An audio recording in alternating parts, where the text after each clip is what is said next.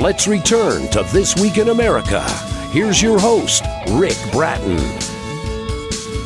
Welcome back, everybody, coast to coast, This Week in America. The delightful children's book, The Little Red House by Nancy Armstrong, is a story about a little boy who learns that everything that is fun cannot always be found in a toy box or even in a book. A story about a little red house with no windows, no doors, and a star inside.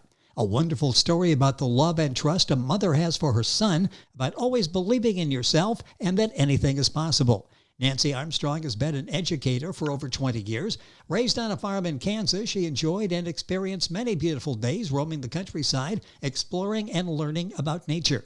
The first time she heard this story, it captured her heart, and she envisioned herself on such a quest. Nancy was in the second grade when she first told this story with felt board characters. As a teacher, she tells this story every year in September when it's Apple Festival time, and she feels it's a wonderful story that needs to be shared with other teachers to use in their classrooms. Nancy Armstrong, author of The Little Red House, our guest on This Week in America. Nancy and friends with us on the program. Nancy, how are you today?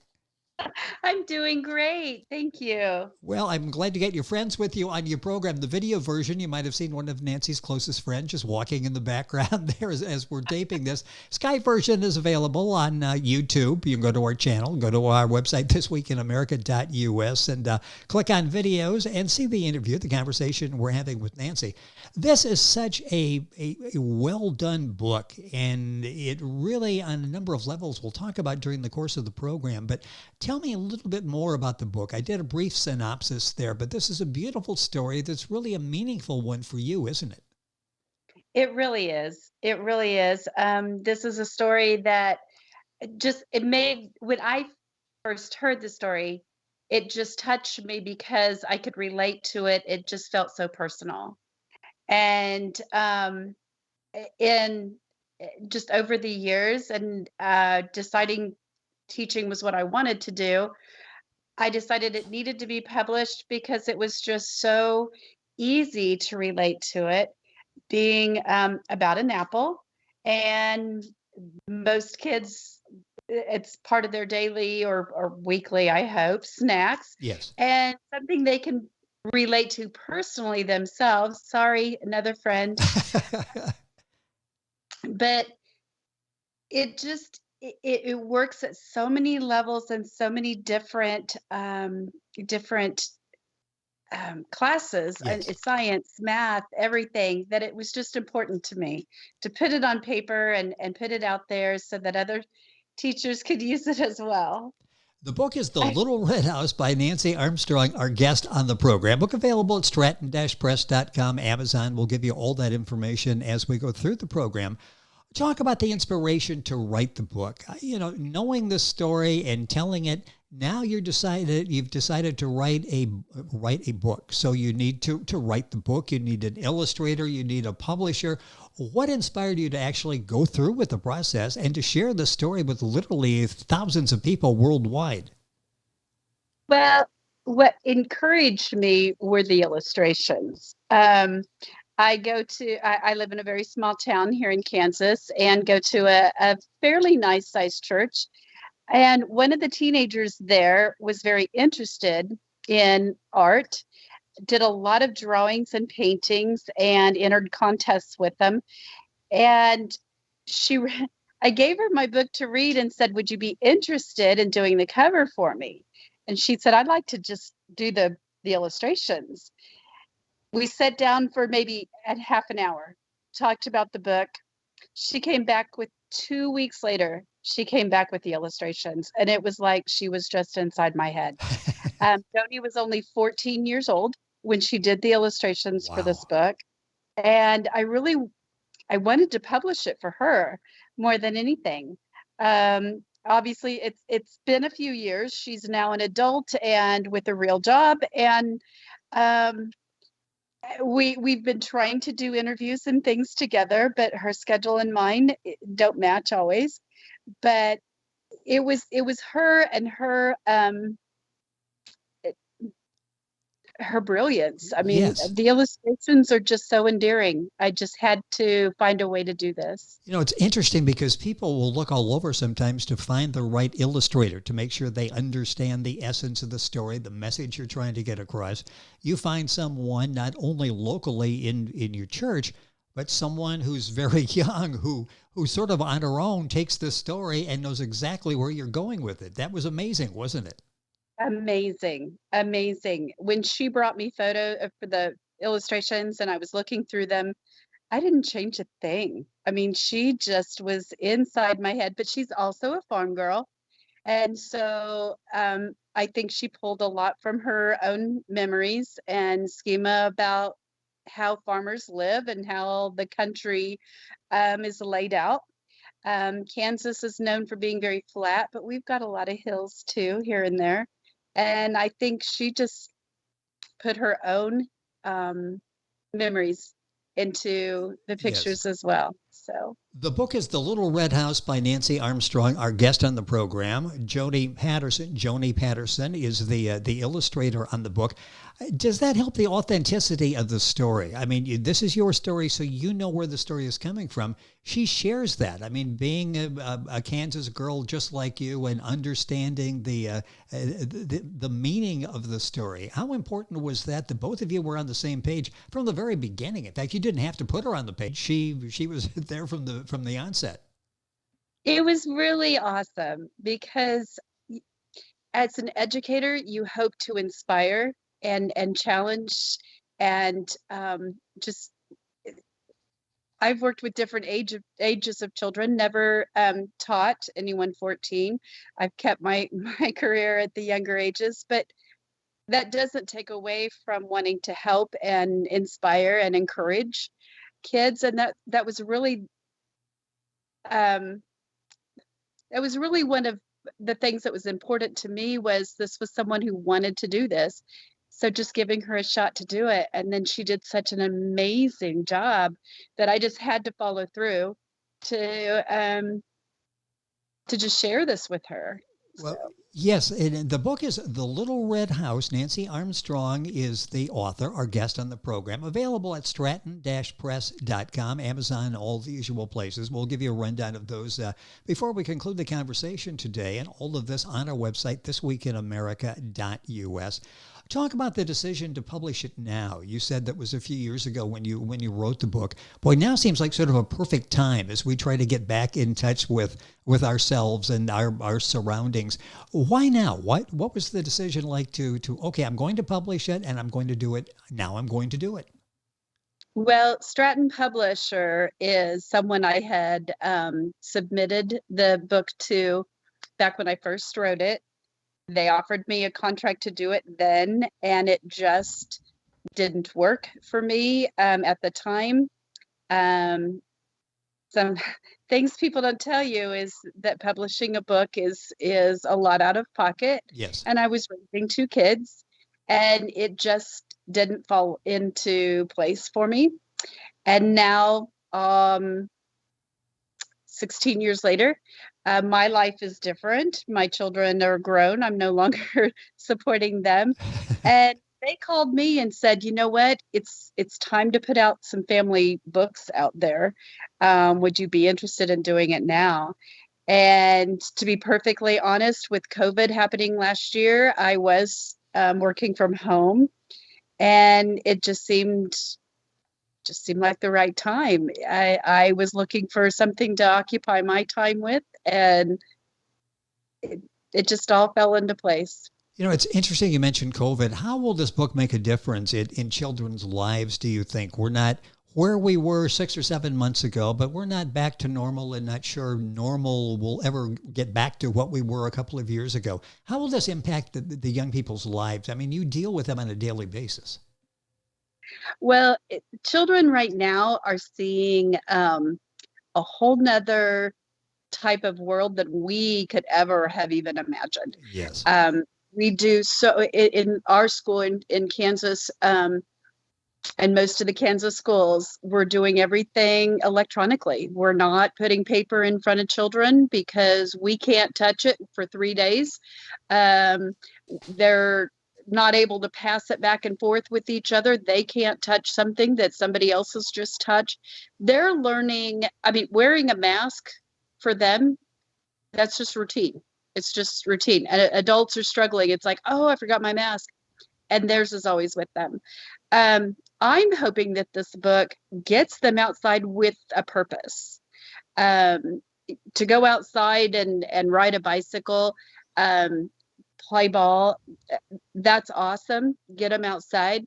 But to go outside and explore, take those walks with their parents, even if it's just through the park walking trail, looking for different things. Just, I'm hoping to inspire them to notice nature again and appreciate what we do have and protect it. And that's another reason the illustrations are so important, because it does make the country look like a place you want to be and go and explore. So I'm hoping that it impacts the kids in that way and want them to get out and explore outside again. Well, it's a wonderful story, one that motivated you when you first heard this story years ago. And one thing I mentioned in the beginning, you want to get the attention not only of the young people, but teachers as well, because this really, on a number of levels, is a great story for them to use, to read, to talk about in their classroom, just like you do every year at the beginning of the school year. From an educational standpoint, why is this book important? Why are you hopeful that that teachers and homeschoolers will get copies of the book and study and read these? Well, the book, I wrote it with a different vocabulary words. He's going on a quest, not an adventure.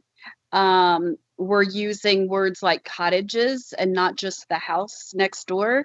Many different things with vocabulary that when you can build a child's vocabulary and you're doing it through the joy of reading, the retention is there and they're more apt to use those words. In the math, there's so many things you can do with this story Tinker had to come back into the picture. From graphing, you can do all sorts of things with, in preschool, when I am with my preschool students, just simply counting. We do taste tests, so we talk about the senses and we listen to the apple as we cut it. We smell the apple, we taste the apple. We do, I'm so sorry. We do like taste tests, and then we graph our favorites and we post those outside and ask the other classes to do the same. In Kansas, the apple festival time is a big deal. You don't think of Kansas with a lot of apples, but we do. We have apple festivals several weekends with different organizations in September, and it's just a great lead into that, which then leads us into the pumpkin and the harvest. With it being on the farm, he talks to a farmer, talk a little bit about what's being harvested and when. Talking about seasons is very appropriate with this book. There's just so much with not just math, but science. We plant seeds. We do artwork with apples, and we literally build an apple tree with apple prints, and then we use prints with different vegetables, different things. It's just, there's so much to do and so much to explore. I use this book for it. It's a month-long theme that I have, and at one point wanted to put some of my masters in the back of the book for parents to use with their kids. Yes. And we may do that still. I think that's a good idea because as you're talking, this is what you're saying is so instructive for parents. You can read the book with your child. The child can read the book to you. You do it together. And it brings about all these different types of conversations and points as you're going through the book. And you've got like a curriculum all laid out for that you could go through and use this book to make so many valid points. And for kids in so many different parts of the country, this is probably their first touch with life on a farm, especially, a Kansas farm and all that it entails and everything that's in the environment in Kansas. It's a remarkable story. It was so well told and illustrated. What's the age group? You mentioned working with preschoolers. What age group do you work with? I think this book is appropriate for any child who's 4 years old up until second and third grade. There's a lot of things you can touch on with even second and third graders. It's a sweet story about a boy who's about that age, so they can relate to that. The problem solving, the how we get from here to there, the relationships he has with the people that he meets are all very appropriate for even third graders. I have taught up to fourth and fifth grade, and I read them the book the year I taught with them, and even they enjoyed it. Even they thought it was awesome. So I think that any age child Yes. who it can relate to this. And I know we've got a lot of delayed readers out there that are in, fifth and sixth grade that are really just reaching this level for whatever challenges they had met earlier. And it's still a story that they can read and find a connection with. And so I really hate to put an age on the story, because it's relatable to even adults. I was going to say, as parents are reading it, they may learn something too. Like, life was a lot simpler back when we were back on, on the farm, or in those days when you could actually sort of slow things down and walk outside and enjoy what's out there. I mentioned a few minutes left in the program, but how important that is for children to believe in themselves, that anything is possible. And that's really important, I would think, at an early age. That's not too early to start teaching that, is it? No, definitely not. Definitely not. The book is so well done. Again, it's receiving excellent reviews, The Little Red House by Nancy Armstrong, our guest on the program. I mentioned that Stratton-Press.com, they're the publishers. You get the book there, Amazon, the other places. Where would you send people to get the book? Am I leaving out? Is basically wherever you can buy books, you can pick up a copy of The Little Red House. Well, I'd love to say that. Right now, Barnes & Noble has it, and they have it online as well as in a lot of their stores. I would direct people to Amazon first. They're getting books within 3 days from Amazon. And so I encourage you to go there. I know that Stratton Publishing is also taking orders. But I didn't double check this fact, but I think it's for orders of 10 or more. But to do orders, to get them quickly, I would direct you to Amazon. Well, and everybody thinks if you're traveling and listening in the car, or just listening via a mobile device, whatever, that streaming it, all of a sudden you're like, I can't remember all of this. Amazon, you can remember. We remember Amazon for everything, and certainly for books. So that's where you'll find a copy of The Little Red House. And if you go to our website, thisweekinamerica.us, you can link on directly to the Amazon page that has Nancy's book there. So much went into this book, and the payoff is really so many young people being taught a very important message at an early age. Are you writing something else now? Actually, I am. I hope to have my second book out by the end of this year, and there even may be a third. Fantastic. I've so many ideas, and this has been a very awesome adventure. So Well, you've done such a wonderful job with this. I'm glad to hear that there will be more, and hopefully we'll have a chance to talk about the new book coming out maybe at the end of the year. The book is, this book, Nancy Armstrong is the author. It's The Little Red House. What was this like? You mentioned all of this. You wrote the book. The timing wasn't right. You go back years later. You publish it. When you first saw that book, all of this that went into this, the meetings you had with Joni and putting all of the illustrations, the text together, when you picked up a copy for the first time, I bet that's a feeling that will stay with you forever. It is. It is. And I have to admit, as I was flipping through the pages, all I could think about is I can't wait to get my mom a copy. I only because she has been in the country all her life, and when I told her I was going to do this, she was very excited for me, and I just wanted to be able to hand her that copy and show her the finished product. But more than anything, you're never too old to see a dream come true. Yes, yes. I'm living proof of that. So just that's what I tell my students. You keep following that dream and don't give up on it. And it's an awesome ride. It can be an awesome adventure. Well, that has to be an adventure that's continuing, and it all started with felt board characters. Do people even know what felt board characters are anymore? I, like you, grew up with felt board characters. I'm not sure anybody uses those anymore. Well, no, not with magnetic boards now, and with so much electronics, and you can make your own, what do they call them? Emojis. Oh, yes, yes.